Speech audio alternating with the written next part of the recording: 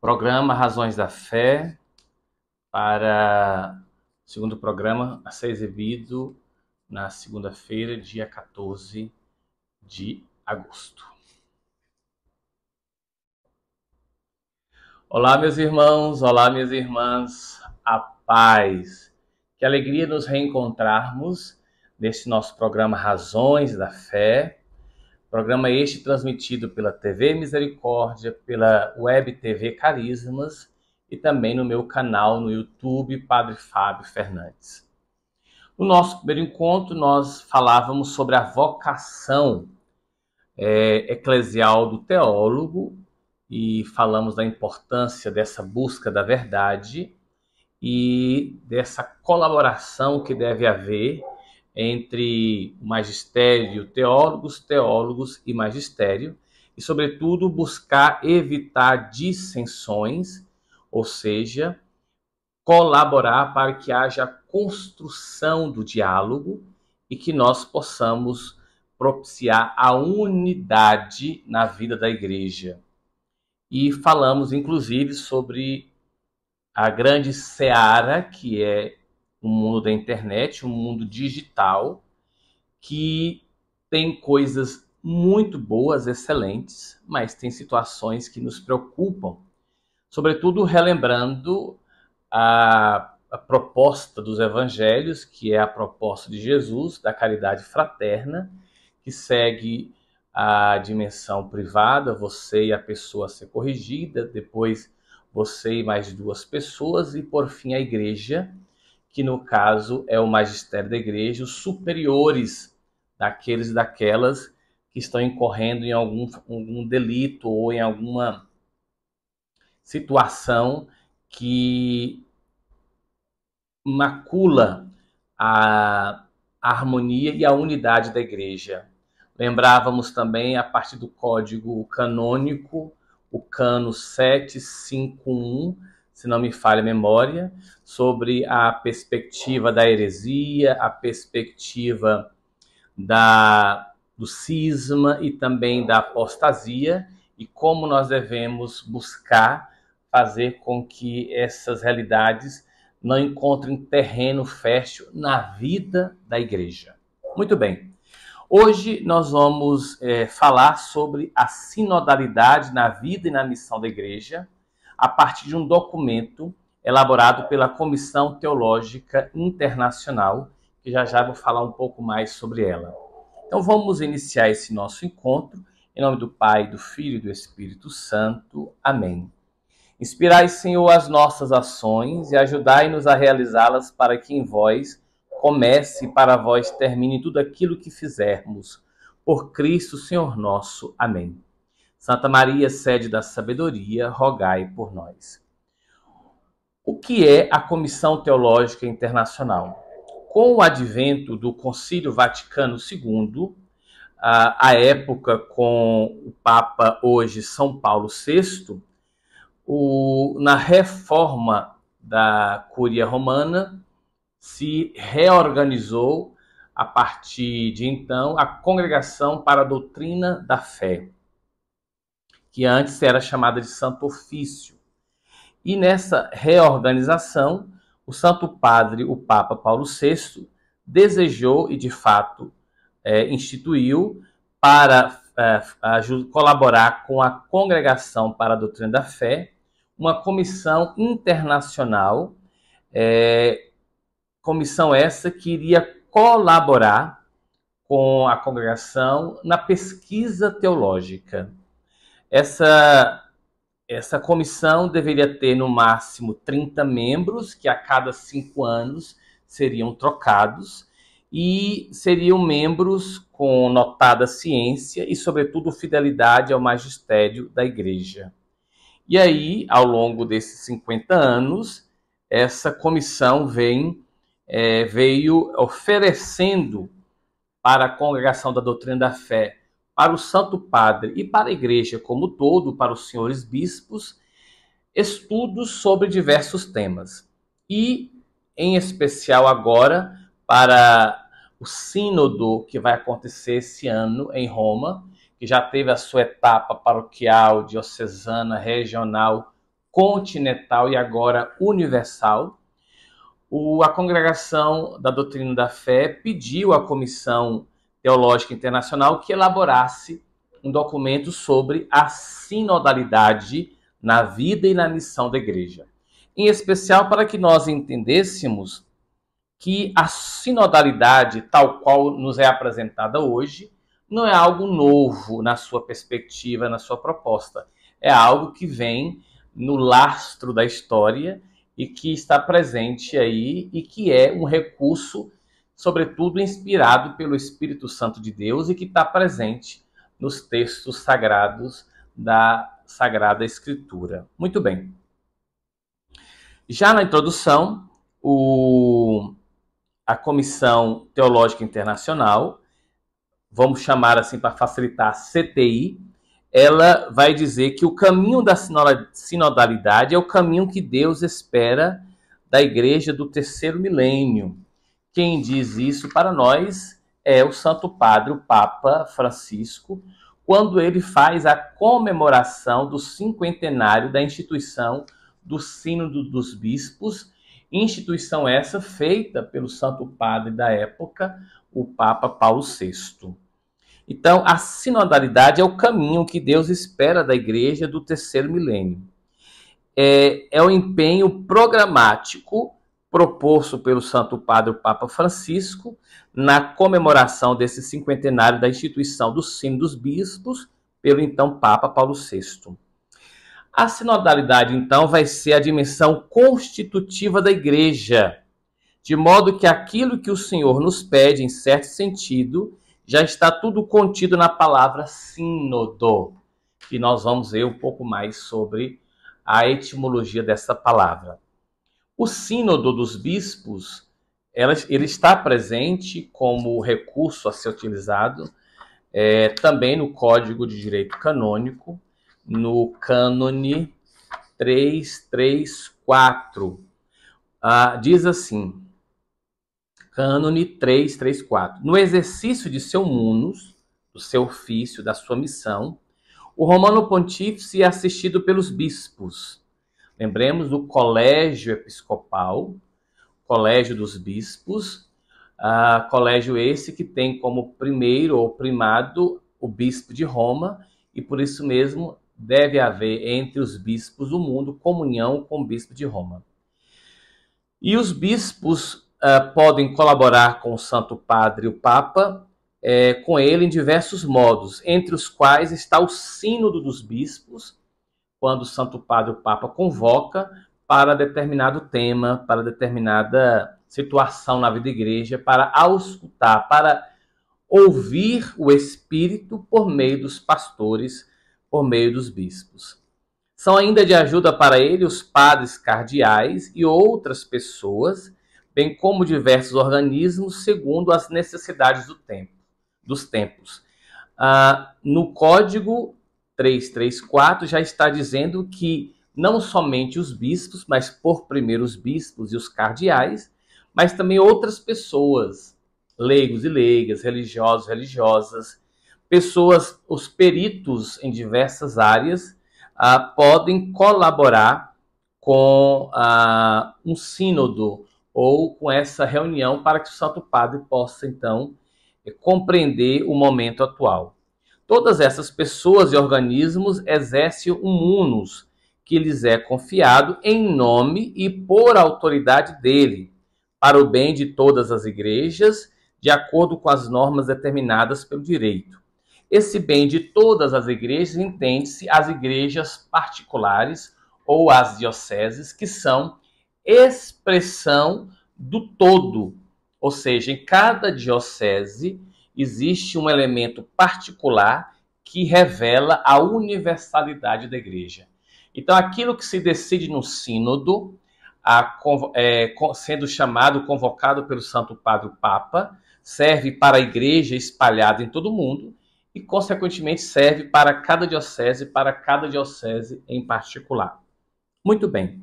Então, o sínodo, nele já está contido toda a proposta do que deve viver a igreja, mistério de comunhão, que vai ser tão enfatizado no documento conciliar Lumen Gentium, ou Luz dos Povos.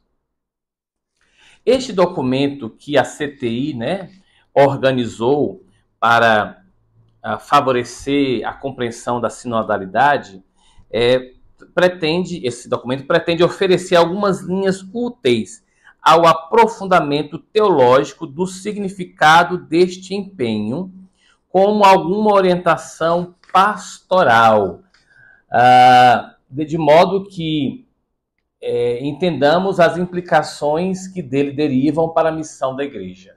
Para falar de sínodo ou de sinodalidade, os membros da CTI estão nos ajudando a compreender esse aspecto teológico e também pastoral que esse evento que vai acontecer em outubro em Roma vai ajudar na vida da Igreja.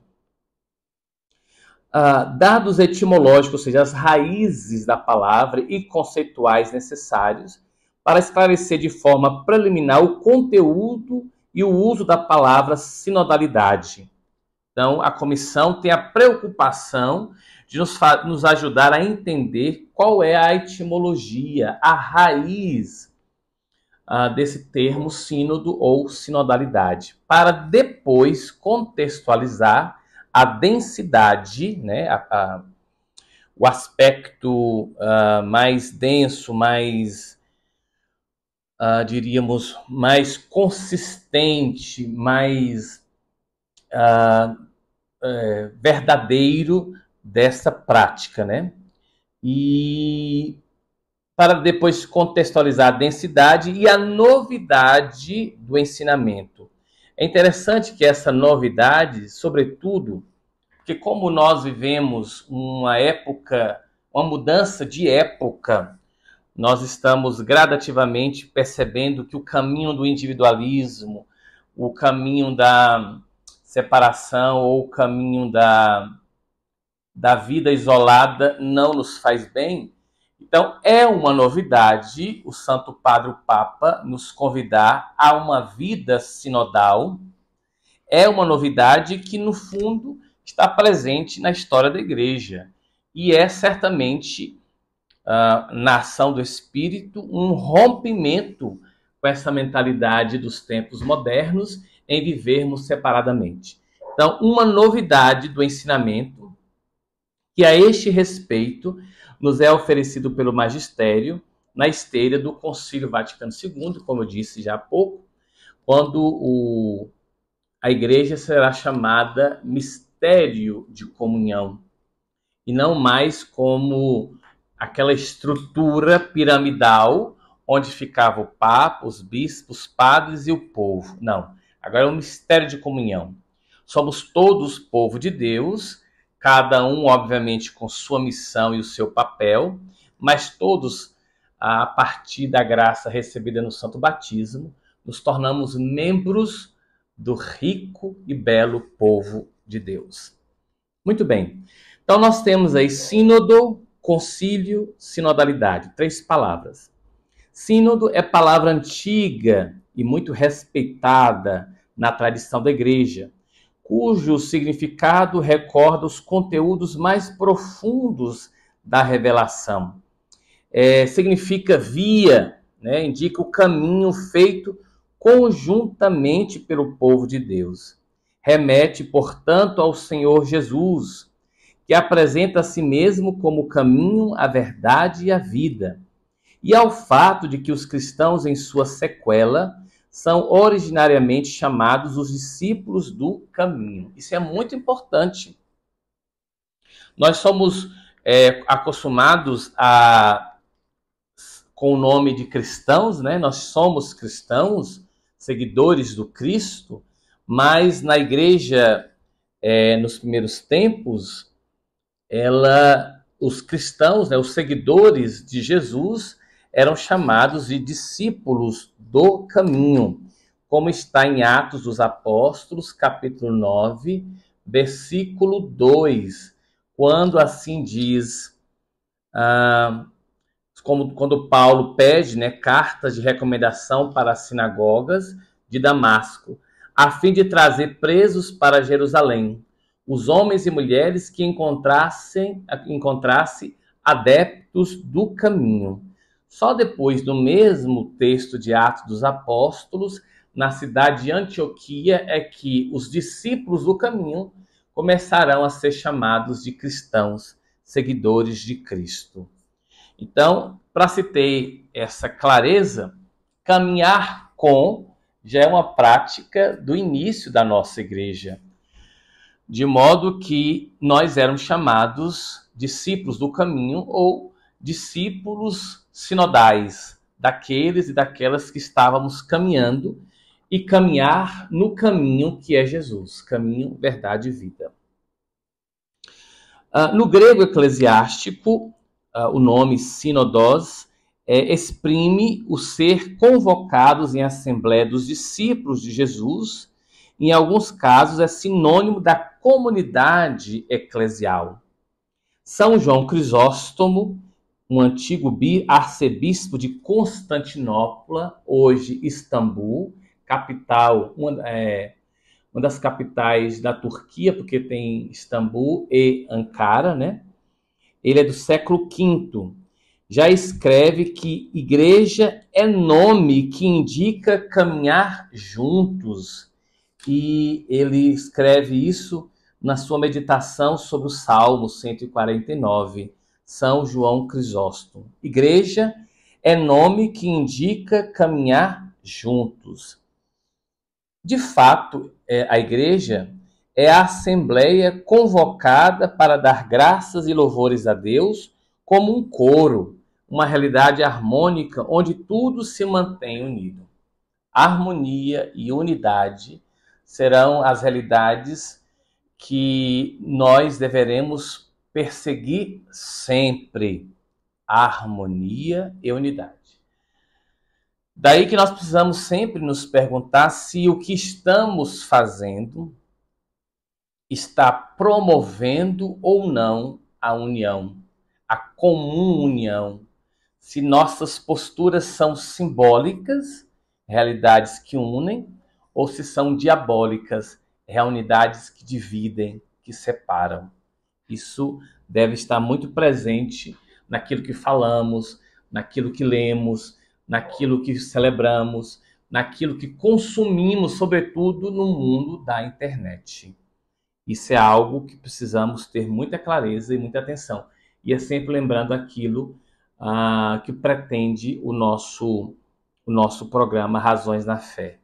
Ter possibilidades de estudar como outros programas fazem e como outros programas fazem, promover a unidade e a harmonia na igreja e evitar extremos. Evitar extremos. Os extremos escondem doenças. Os extremos escondem armadilhas. Os extremos escondem situações que não nos edificam. Os gregos diziam nem tanto e nem tão pouco. Nós não podemos sozinhos comer uma panela de 10 litros de feijoada, só eu, não posso. Certamente eu vou ter uma congestão e vou morrer. E também eu não posso sozinho ficar sem comer nada. Aí eu vou morrer de inanição, né? Então nem tanto e nem tão pouco. Buscar o equilíbrio, ok? Vamos lá. Então a Assembleia é convocada para dar graças e louvores. E essa Assembleia converge, né, para o mesmo sentir. O Movimento Focolares, eu aprendi com eles, utiliza 3 palavras que sempre me falam muito forte. Nós temos que ser concorpóreos, membros de um mesmo corpo. São Paulo vai dizer isso na carta aos Coríntios. Concorpóreos, consanguíneos, ter em nós o mesmo sangue do Senhor.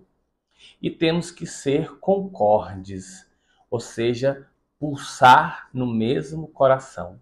Concorpóreos, consanguíneos e concordes. Bom, desde os primeiros séculos são designadas com a palavra sínodo as assembleias eclesiais convocadas em vários níveis, diocesano, provincial, regional, patriarcal, universal, para discernir. Olha que interessante. O sínodo vem para nos ajudar a discernir, a ter elementos que nos ajudem a discernir, à luz da palavra de Deus, na escuta do Espírito Santo e sobre questões doutrinais, litúrgicas, canônicas, pastorais, que aos poucos se apresentam. Não podemos também perder de vista que a vida da igreja é dinâmica. A vida da igreja é dinâmica. Existe um elemento imutável, irreformável, que é a doutrina, que traz consigo o fundamento, a escritura, a tradição, naquilo que foi sendo sedimentado ao longo do tempo, a tradição, e aquilo que vai discernindo e nos falando o magistério. Mas a linguagem para transmitir essa doutrina, para transmitir essa verdade, ela vive a dinâmica. Nós não podemos, é bom lembrar que nosso Senhor Jesus falava em aramaico e em hebraico, né? Depois, a primeira comunidade cristã começa a falar em grego. Depois, o latim se expande. Depois vem o conhecimento global de outras nações. E aí começamos a ver o peso de outros idiomas, que são os idiomas locais, né, de cada região. E certamente Nosso Senhor nos fala por meio de todos esses idiomas. Hoje temos missas celebradas com Libras, linguagem brasileira de sinais. Então a gente observa que a dinâmica ela existe, precisamos nos adaptar em conformidade com a doutrina sempre, mas precisamos nos adaptar sobretudo para acolher. O Santo Padre, o Papa Francisco, nos oferece uma imagem muito, muito, muito rica e muito forte, que sobretudo no período da pandemia nós contemplamos esta imagem, que são os chamados hospitais de campanha. No hospital de campanha todos chegam, todos são acolhidos. Depois é que vamos estudar caso a caso, depois de mitigar aquelas situações emergenciais, aí sim, cada caso vai sendo visto com suas peculiaridades e aí vai receber o tratamento devido para que haja cura. Então, a igreja é, sim, lugar de acolhimento. Todas as pessoas, em quaisquer circunstâncias, devem ser acolhidas na vida da comunidade. Não para ficarem como são, mas para que sejam, com auxílio de Deus, a partir da graça da acolhida, sejam inseridas num processo de conversão. Conversão é processo. Um ou outro pode, de súbito, ter a sua conversão? Pode, né? Inclusive, essa é um pouco da estrutura da teologia mística, né? Nosso Senhor, é Ele quem escolhe nos seus mistérios, nos seus desígnios, a quem oferecer tais dons. Então, e não podemos ter inveja de quem tem um dom da levitação ou de quem tem um dom da profecia da cura. Não podemos ter inveja. É Nosso Senhor que é livre. O importante é que todos tenhamos o dom da fé, tá bom? Uma aguinha agora. Então, o sínodo, ele tem esse caráter de auxiliar para discernir. E o sínodo, ele vai ser traduzido para o latim sínodos ou concílio. Concílio, no uso profano, indica uma assembleia convocada pela legítima autoridade. Isso é interessante porque os primeiros concílios, eles terão um braço temporal. Nos primeiros concílios, haverá a intervenção direta do imperador. Mas, gradativamente, a igreja vai conseguindo a sua autonomia e ela vai na autoridade do Romano Pontífice, na autoridade da Igreja de Roma, os concílios vão sendo convocados. Embora tenhamos concílios convocados pela autoridade do imperador, esses concílios não são inválidos, eles têm grande ressonância na doutrina e na vida da nossa igreja una, santa, católica e apostólica, cuja sede, por desenho de Deus, é em Roma.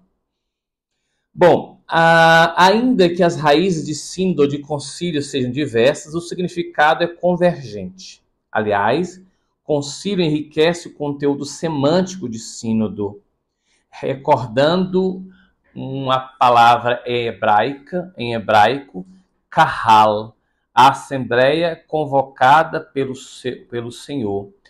E de modo que essa palavra designa no Novo Testamento a convocação escatológica do povo de Deus em Cristo Jesus, escatológica das coisas dos últimos tempos.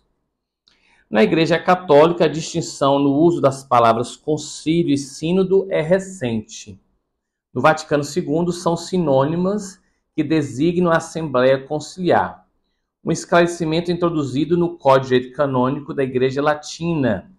Código este promulgado em 83, que é fruto do Concílio Vaticano II, e é o segundo código propriamente dito nessa estrutura. O primeiro foi o Código Pio Beneditino, e o segundo código é esse de 83, código este que foi promulgado na autoridade do Santo Padre, o Papa João Paulo II.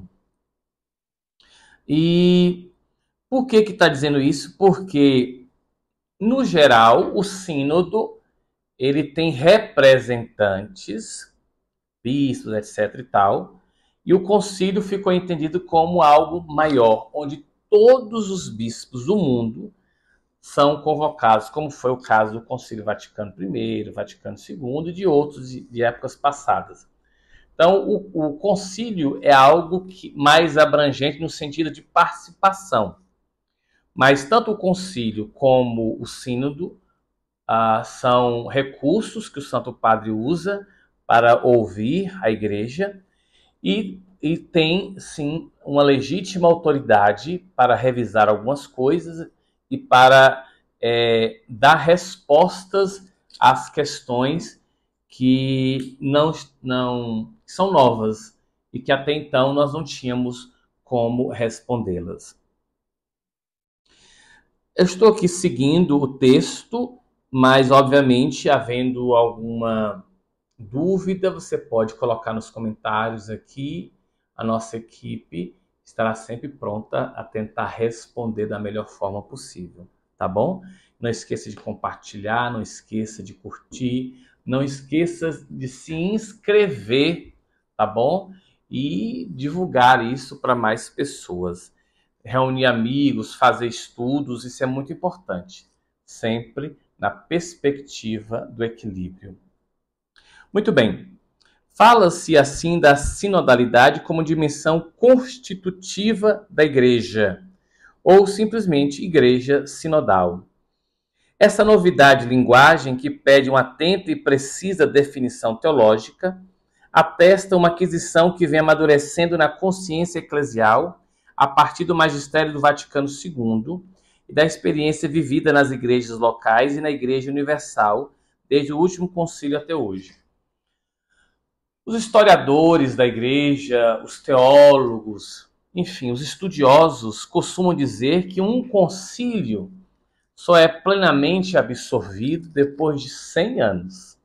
O nosso concílio tem 50 anos e ainda nos surpreende com tamanhas novidades, que são novidades benéficas, são respostas do Espírito aos tempos em que vivemos, mas também ainda experimenta tensões, revoltas, rejeições, que a gente precisa também avaliar, a gente precisa amadurecer, a gente precisa baixar os ânimos, a gente precisa também se abrir ao novo.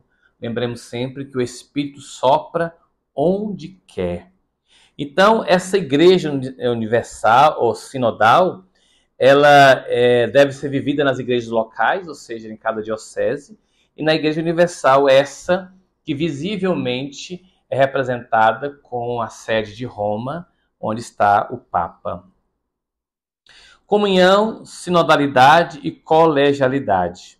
É um aspecto também muito importante e que precisamos fomentar isso, precisamos colaborar para que isso aconteça, né? Comum, união, sinodalidade e colegialidade. O termo e o conceito de sinodalidade não se encontram explicitamente no ensinamento do Concílio Vaticano II. Pode-se afirmar que a instância da sinodalidade está no coração da obra de renovação por ele promovida. O termo não é tão sensível, tão perceptível nas linhas dos documentos, mas o espírito que nos leva a isso, sim. Esse espírito que nos leva à comunhão, à sinodalidade, à colegialidade, e não só nos inspira, como, sobretudo, promove, ou seja, promove para que isso possa acontecer. Então, a eclesiologia do povo de Deus sublinha de fato, muito interessante isso, né? Todos somos membros do povo de Deus, todos somos o povo de Deus. O povo de Deus não é os leigos e leigas e os padres e bispos, não. Todos somos membros do povo de Deus, porque todos temos o mesmo nascedouro. Todos temos o mesmo útero, que é a fonte batismal, né? Nas águas do batismo, fomos tornados cristãos, membros deste corpo. O texto da carta, a primeira carta de São Pedro, chega a dizer isso mesmo, né? De que nós somos membros deste povo de sacerdotes, profetas e reis. É uma imagem muito bonita que deve estar sempre pulsando no nosso coração. É a primeira carta de Pedro, capítulo 2, versículo 4 a 10. Assim diz: aproximai-vos do Senhor, pedra viva, rejeitada pelos homens, mas escolhida e valiosa aos olhos de Deus. Do mesmo modo, também vós, como pedras vivas, formai um edifício espiritual. Que lindo! Um sacerdócio santo, a fim de oferecer de sacrifícios espirituais agradáveis a Deus por Jesus Cristo. Com efeito, na Escritura se lê: eis que põe em Sião uma pedra angular, escolhida e valiosa. Quem nela confiar não será confundido. Para vós que credes, ela é valiosa, mas para os que não creem, a pedra que os construtores rejeitaram tornou-se a pedra angular e pedra de tropeço, pedra que faz cair. Eles tropeçam por não crerem à palavra. Essa é a situação deles. Vós, ao contrário, sois a geração escolhida, o sacerdócio régio, a nação santa, o povo que ele adquiriu. Isso é importante. Fomos conquistados a preço de cruz, que ele adquiriu, a fim de que proclameis os grandes feitos daquele que vos chamou das trevas para a sua luz maravilhosa. Vós sois aqueles que antes não eram povo, agora, porém, são povo de Deus. Os que não tinham alcançado misericórdia, agora, porém, alcançaram misericórdia. Somos nós. Temos aí essa dignidade, a partir do batismo, no exercício da multiforme e ordenada riqueza dos seus carismas, das suas vocações e dos seus ministérios. Isso é muito importante, meus irmãos e irmãs. Somos um só povo de Deus com uma pluralidade de carisma. Isso que poderia significar confusão, Isso que poderia significar uma Babel se torna Betel, a casa do pão, a casa da comunhão, a casa dos irmãos e irmãs. Isso mostra a riqueza e a liberalidade do Espírito Santo, que sopra onde quer. E por isso, então, tantas vocações, tantos ministérios congregados, reunidos na reunião eucarística, a sua fonte e o seu cume, como vai nos lembrar o documento de Sacrosanto Concilium do Concílio Vaticano II, quando diz que a reunião eucarística é a fonte e é o cume de toda a vida da Igreja. Esse designa as coisas do sacramento eclesial, a união com Deus Trindade e a unidade entre as pessoas humanas que se realiza mediante o Espírito Santo em Cristo Jesus, vai nos falar a Lumen Gentium. A sinodalidade, nesse contexto eclesiológico, indica o específico, o modo de viver e de operar da Igreja, povo de Deus, que manifesta e realiza concretamente o ser comunhão no caminhar juntos, no reunir-se em assembleia e no participar ativamente de todos os seus membros em sua missão evangelizadora. Eu disse isso no nosso programa anterior, que a vida eclesial nos impele à vida comunitária. Sim, eu tenho fé, tenho. A minha fé é uma resposta pessoal, sem dúvida. Ninguém pode decidir por mim. Ninguém pode falar por mim. Até certa idade, sim, meus pais têm essa autoridade, lógico, né? Nossos pais podem falar por nós, decidir por nós, inclusive é o convite para que os nossos pais nos insiram na vida de fé e nos ajudem a encontrar a graça de viver em Deus. Contudo, a nossa resposta pessoal, contudo, é necessária uma resposta pessoal, e ao responder individualmente, pessoalmente, eu tenho que entender que a minha fé me leva ao nós cremos, não é isso? Eu creio, nós cremos. Eu não posso crer isoladamente. Eu creio como uma comunidade crê. Uma comunidade que tem mais de 2000 anos. Muitos falam sobre as questões institucionais, né? Jesus salva, religião não salva ninguém. Nós cremos que salva sim. Cristo Jesus quis para si uma carral, um povo, uma comunidade de fé, quis. Ele escolhe os 12. Ele constitui a comunidade, ele envia os 12 para levar a todos a boa nova. A prática dos apóstolos enviados pelo Cristo é de formar comunidades, igrejas locais, Éfeso, Tessalônica, Roma, não é?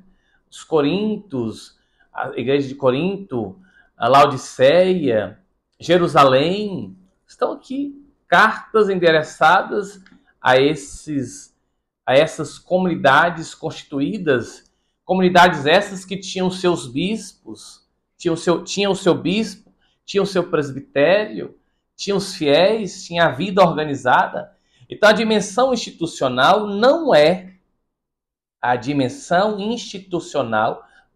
um elemento menor, dispensável, não.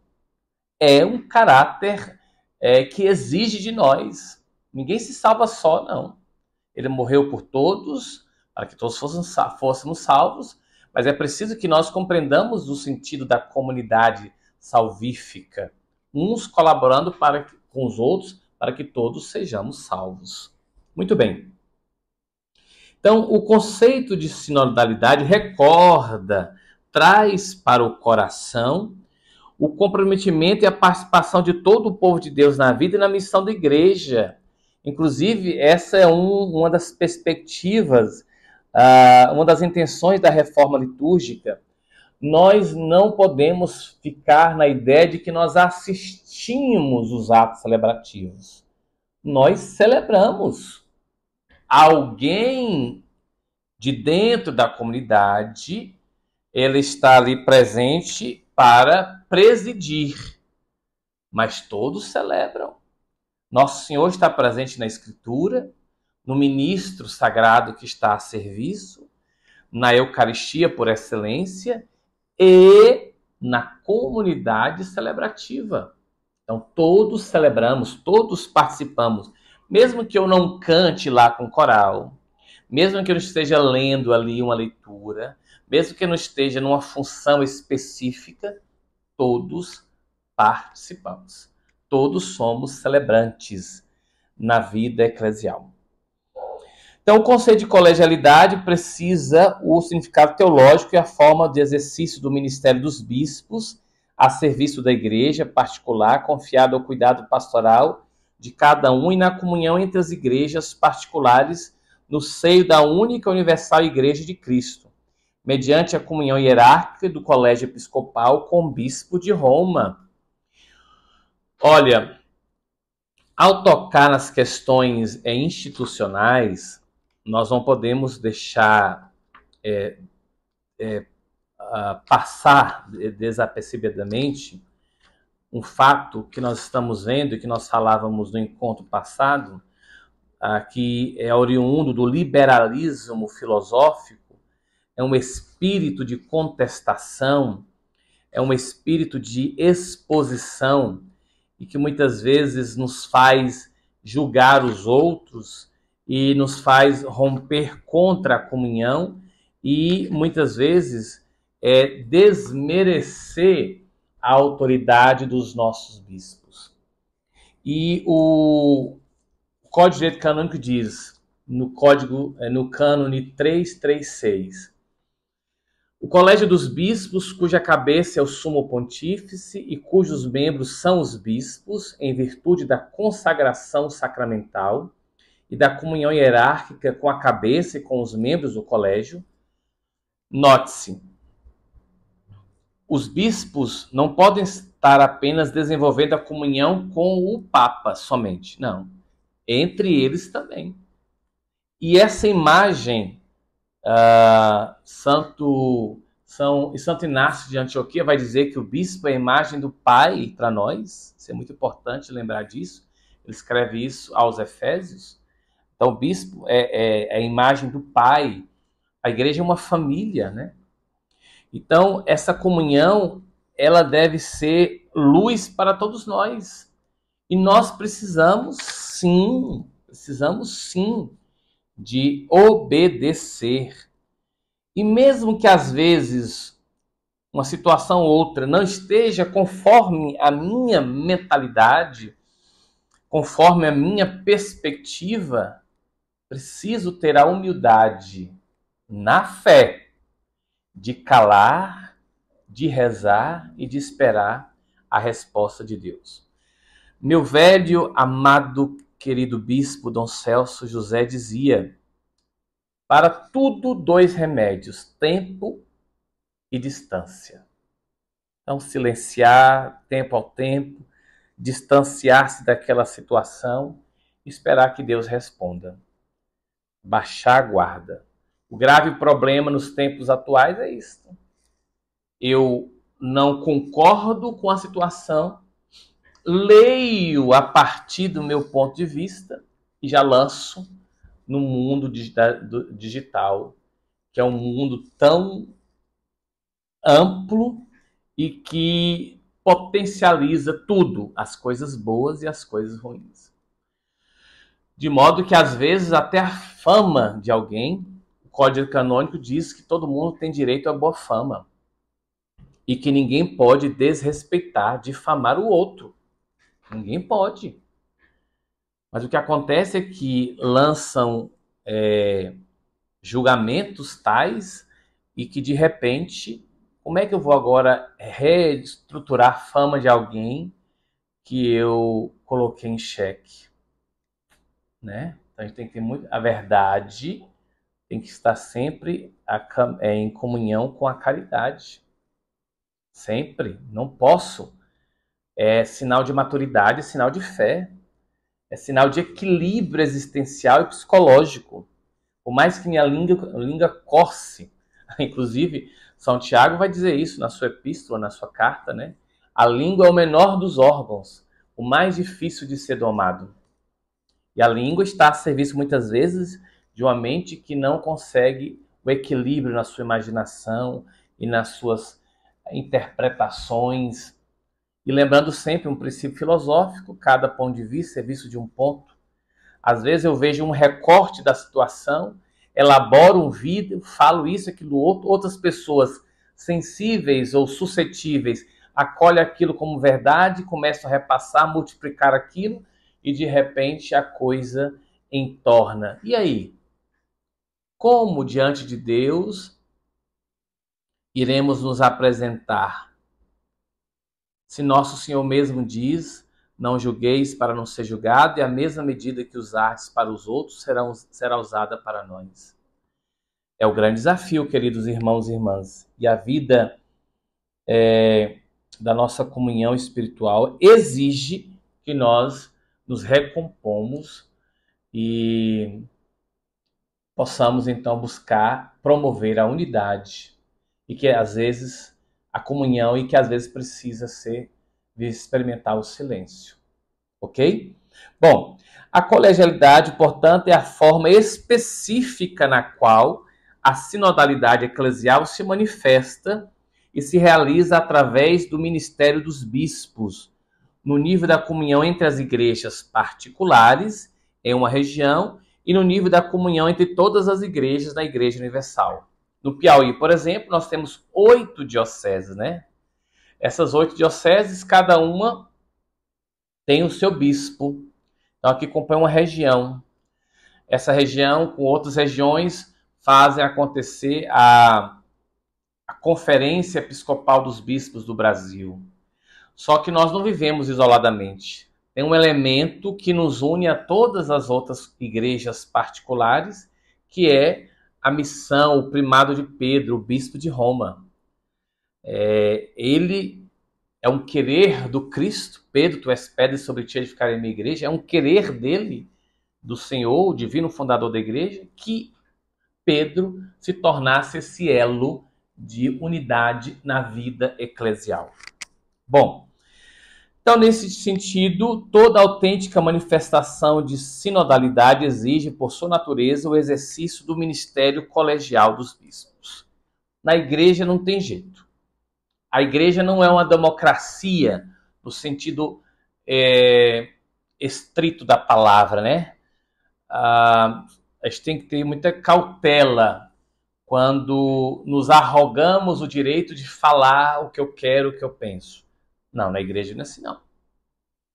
É por querer do Cristo que existe um colégio que nos pastoreia. Inclusive a mim, padre.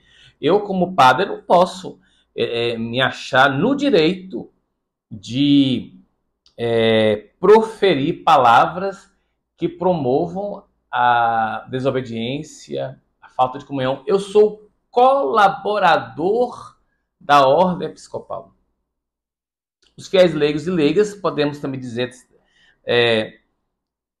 compreendendo os seus ofícios, também são colaboradores, porque o bispo numa diocese é o pastor posto para que haja harmonia.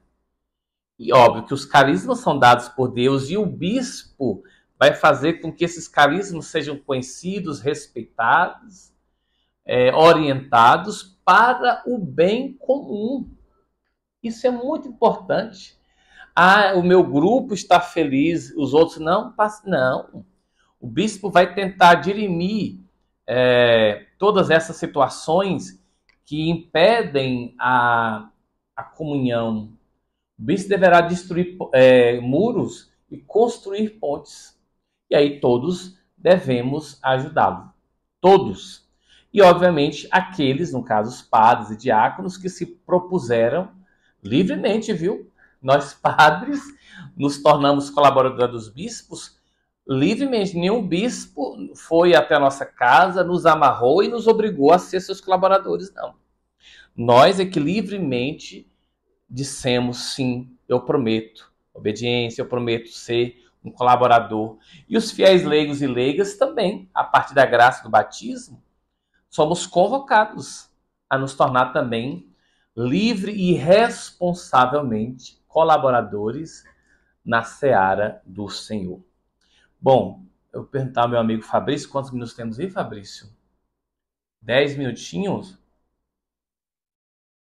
Eu vou, porque o documento da sinodalidade, ele tem esse primeiro capítulo, que é a introdução, na verdade, né, que é o sino do Conselho de Sinodalidade, comunhão, sinodalidade e colegialidade, um limiar de novidade no suco do Vaticano II e objetivo e articulação do documento.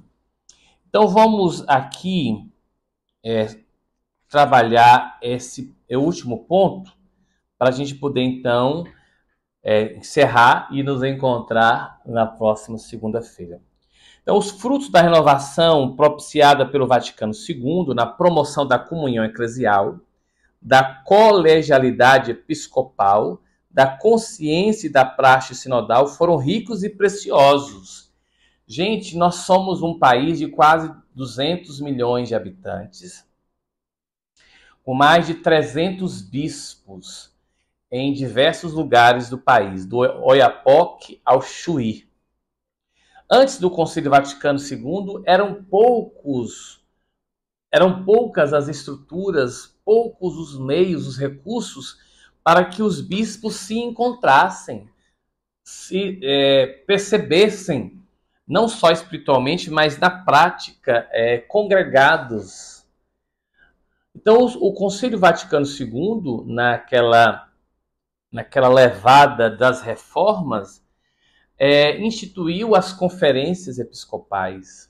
Então, no Brasil, mais de 300 bispos, cada um com sua diocese, cada um com sua missão, com sua particularidade, tem a sua autoridade em cada diocese, sim, mas eles trabalham conjuntamente e anualmente eles se encontram. Atualmente está sendo em Aparecida, né?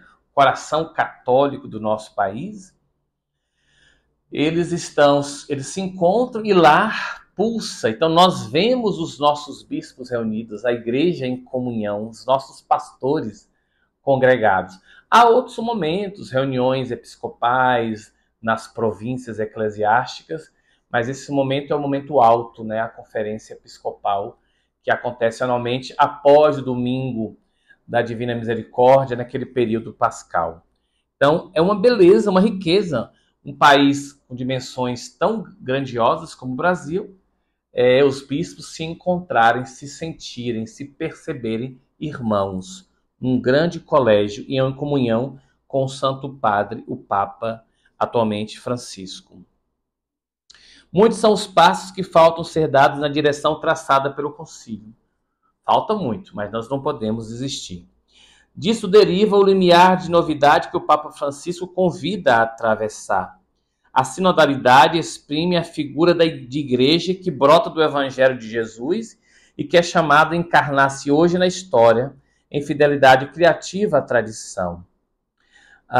Diz lá que, em conformidade com o ensinamento da Lumen Gentium, o Papa Francisco salienta particularmente que a sinodalidade nos oferece o quadro interpretativo mais apropriado para compreender o próprio ministério hierárquico, que, com base na doutrina do sensus fidei, todos os membros da igreja são sujeitos ativos de evangelização. O Papa Bento XVI, nessa entrevista que foi feita em 2 volumes, Sal da Terra e Luz do Mundo, o Papa vai dizer que a palavra hierarquia, né, a tradução correta provavelmente não é o poder sagrado, mas sim origem sagrada. Então, os bispos são a hierarquia da igreja, não porque tem um poder, mas porque a origem para que eles fossem a hierarquia, o magistério, é sagrado. E qual a origem? O querer do Mestre Jesus. Então, nesse sentido, torna presente o início e dissipou a disposição para isso. Nós sabemos pelos evangelhos que houve conflitos entre os discípulos sobre o lugar que cada um ocupava, que houve desde o início e que continua a haver a tentação de transformar em poder o fato de ser discípulo. O sacerdócio é isto. Se não gostais disso, então não sois sacerdotes. A condição prévia é beber o cálice, o que significa sofrer com Cristo. O amor fraterno também tem, por assim dizer, de ser redimido e de passar pela cruz para encontrar a sua forma certa. A origem, o verdadeiro sentido de hierarquia não é, certamente, o de construir uma estrutura de poder, mas o de manter algo presente, que não vem simplesmente de um indivíduo. Olha aí, não é de uma pessoa, mas de um conjunto querido pelo Mestre, e fazer presente o que ele desejou, o que ele pretende. E aí, não só os membros da hierarquia, mas todos os membros da igreja são sujeitos ativos de evangelização para um novo ardor missionário que comprometa todo o povo de Deus. Todo mundo pode ler a Bíblia, todo mundo pode meditar a doutrina da igreja, todo mundo pode acolher a proposta do magistério da igreja, sim. Mas quando vamos ensinar isto, tem que estar na comunhão. Eu não posso interpretar segundo minha perspectiva e fazer com que essa minha perspectiva se sobressaia ao querer, ao sentir da igreja. Então, o sensus fidei, né, o senso da fé, que todo batizado experimenta, refere-se à aptidão pessoal que tem um fiel, qualquer que seja. Fiel leigo, leiga, religioso, religiosa, padre, diácono, bispo, no seio da comunhão da igreja para discernir a verdade da fé. Todos nós podemos, na comunhão da igreja. O sensus fidei refere-se a uma realidade comunitária e eclesial. Um instituto fantástico, realidade comunitária e eclesial. O instinto da fé da própria igreja, por meio do qual ela reconhece o seu Senhor e proclama sua palavra. Nós estamos falando aqui da catolicidade. Nós estamos falando da fé da Igreja Católica. A Igreja do Senhor, que traz consigo o elemento pessoal, eu creio, mas que não nos isenta, em hipótese alguma, da experiência comunitária. O magistério está à escuta do sensus fidei. O magistério alimenta, sobretudo com a palavra e os sacramentos, discerne e julga se aquele sensus fidei ou sensus fidelium está promovendo ou não a comunhão. Critérios para o discernimento das manifestações autênticas do senso fidei. Por favor, vamos divulgar isso, compartilhe, curta, ofereça, chame amigos, amigas. Para os tempos atuais, isso é imperativo. Critérios para o discernimento das manifestações autênticas do sensus fidei. Isso serve para o nosso canal, para as nossas ações missionárias e para todos os canais que se dizem canais católicos. Primeiro, a participação na vida da igreja. Quem está conduzindo um canal vive a igreja, participa dela, pulsa com ela, está à escuta da palavra de Deus, propagada, ensinada pela igreja. Abertura à razão. Estamos movidos por uma paixão no sentido psicanalítico da coisa, uma coisa sem muita compreensão, sem equilíbrio. Estamos abertos à razão para nos ajudar a buscar esse equilíbrio? Estamos tendo essa abertura para não incorrermos em ideologias, em sectarismos, em partidos? O canal tem adesão ao magistério?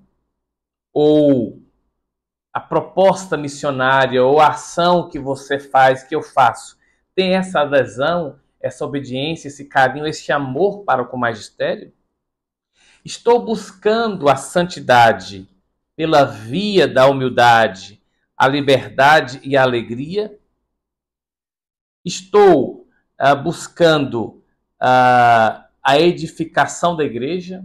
Aquilo que eu estou expondo está edificando ou está depondo contra a igreja? E aí termina os sensus fides e a opinião pública. O que eu estou querendo fazer com as minhas ações no mundo das redes sociais, das mídias? Será que estou querendo que o meu grupo tenha força e promova uma pressão sobre o magistério da igreja? A gente tem que ter muita cautela, muita cautela